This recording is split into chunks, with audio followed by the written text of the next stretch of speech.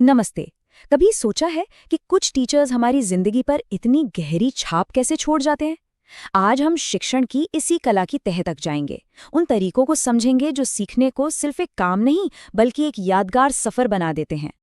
तो सवाल ये उठता है कि आखिर एक बेहतरीन टीचर होता कौन है? क्या वो जो सिर्फ किताबें और फैक्ट्स रटा दे, या फिर वो जो सीखने की एक चिंगारी, एक जिज्ञासा जगा दे? बस यही सवाल आज हमारी इस पूरी बातचीत के सेंटर में रहेगा। आम तौर पर जब हम टीचर के बारे में सोचते हैं तो क्या ख्याल आता है? कोई है जो ब्लैक बोर्ड के सामने खड़ा है और बस बोलता जा रहा है ना? लेकिन असली टीचिंग इससे कई ज्यादा है। असली टीचिंग का मतलब है बच्चे को सीखने की पूरी कहानी का हीरो बना देना। इसी को कहते हैं चाइल्ड सेंटर्ड या बाल केंद्रित शिक्षा। तो चलिए इसी में थोड़ा और गहरा उतरते हैं। इस पहले हिस्से में हम बात करेंगे उस पारंपरिक क्लासरूम से आगे बढ़ने की, और ये सवाल उठाएंगे कि क्या सच में पढ़ाने का कोई एक ही सही तरीका होता है। लेकिन मजे की बात यह है कि ये जो नए या मॉडर्न आइडियाज हैं ना, ये असल में उतने भी नए नहीं हैं। इनकी जड़ें तो बहुत बहुत पुरानी हैं, सीधे प्राचीन दर्शन तक जाती हैं। चलिए देखते हैं कि ये सब शुरू कहाँ से हुआ। सबसे पहले आते हैं सुकरात और उनका Q&A मेथड। देखिए, यहाँ टीचर जवाब नहीं देता बल्कि सवाल पूछता है। जैसे सीधे ये पूछने के बजाय कि न्याय क्या है, वो शायद ये पूछे, अच्छा सोचो, क्या अपना कर्ज चुकाना हमेशा ही सही होता है? ये एक छोटी सी तकनीक है, लेकिन ये स्टूडेंट्स को खुद सोचने पर मजबूर कर देती है, उनकी जिज्ञासा को जगा देती है। सुकरात के बाद कहानी आगे बढ़ती है अरस्तु तक, और उन्होंने हमें नॉलेज को समझने के दो बिल्कुल अलग लेकिन बहुत ही पावरफुल तरीके दिए। और जानते हैं, ये तरीके आज भी उतने ही काम के हैं। पहला तरीका है इंडक्टिव मेथड या आगमन विधि। इसे ऐसे समझिए जैसे कोई जासूसी का केस हो।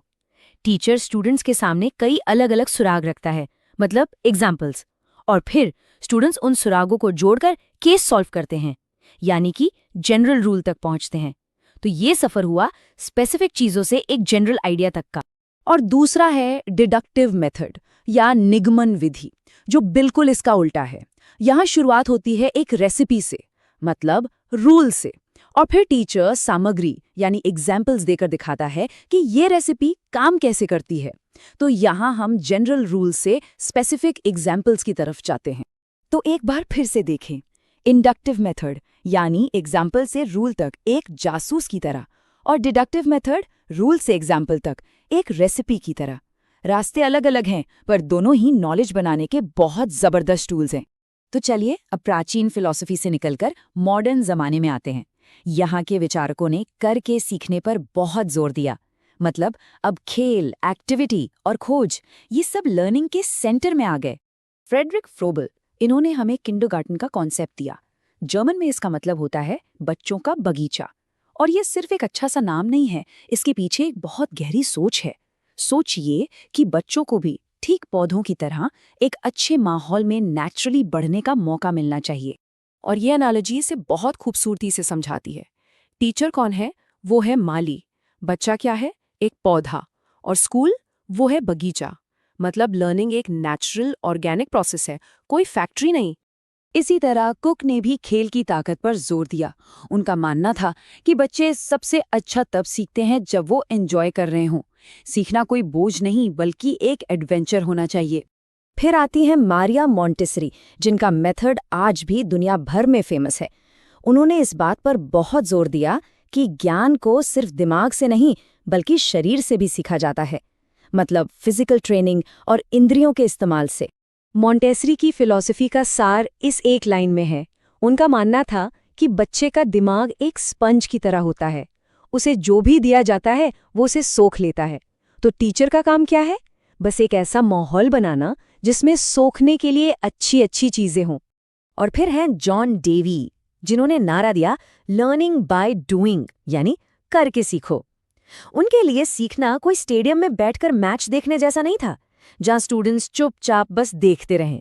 नहीं, उनके लिए सीखना था खुद मैदान में उतरकर खेलना, यानी एक्टिवली हिस्सा लेकर नॉलेज बनाना।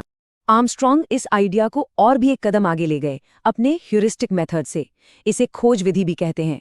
इसमें बच्चे को एक खोजकर्ता, एक एक्सप्लोरर की तरह आज़ाद छोड़ दिया जाता है ताकि वो अपने लिए ज्ञान खुद खोजे। यहाँ टीचर गाइड है, जवाब देने वाली मशीन नहीं। तो हमने अब तक कितने सारे अलग अलग तरीके देखे हैं ना। अब वक्त है इन सबको एक साथ लाने का और ये समझने का कि इन सब का आखिरी मकसद, आखिरी गोल क्या है। महात्मा गांधी ने बुनियादी शिक्षा की बात की। उनके लिए एजुकेशन सिर्फ किताबी ज्ञान नहीं था। वो चाहते थे कि शिक्षा प्रैक्टिकल हो, असल दुनिया से जुड़ी हो, ताकि लोगों को रोजगार मिल सके, वो अपने पैरों पर खड़े हो सके। ये सीखने को जिंदगी और रोजी रोटी से जोड़ने का एक बहुत ही पावरफुल आइडिया था। तो सुकरात से लेकर गांधी तक ये सब लोग अलग अलग दौर में अलग अलग जगहों पर थे, लेकिन इन सब की सोच में एक कॉमन धागा था, एक कनेक्शन था। तो क्या है वो कनेक्शन? वो कौन सी एक बात है जो इन सबको आपस में जोड़ती है? और यहीं आकर सारी बातें जुड़ जाती हैं। इन सभी तरीकों में एक बात कॉमन है। टीचर एक बॉस नहीं बल्कि एक गाइड है। लर्निंग कोई ऐसी चीज नहीं है जो किसी के साथ होती है, बल्कि वो है जो की जाती है। ये हमेशा जानी हुई चीजों से शुरू होकर अनजानी चीजों की तरफ बढ़ती है, और इसकी नींव में होते हैं अनुभव, खेल और खोज। और बस यही सबसे जरूरी बात है। चाहे सुकरात के सवाल हों, अरिस्तु का लॉजिक, फ्रोबेल का बगीचा या फिर डेवी की एक्टिविटी, ये सब एक ही शक्तिशाली और क्रांतिकारी विचार पर आकर मिलते हैं कि अगर सिखाना है तो सीखने वाले को सबसे पहले रखना होगा। तो इस पूरी बातचीत को एक आखिरी सवाल पर छोड़ते हैं।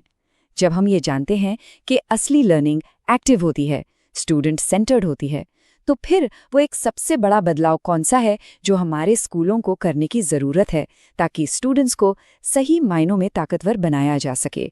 ये एक ऐसा सवाल है जो हम सबको सोचना चाहिए। देखने के लिए शुक्रिया।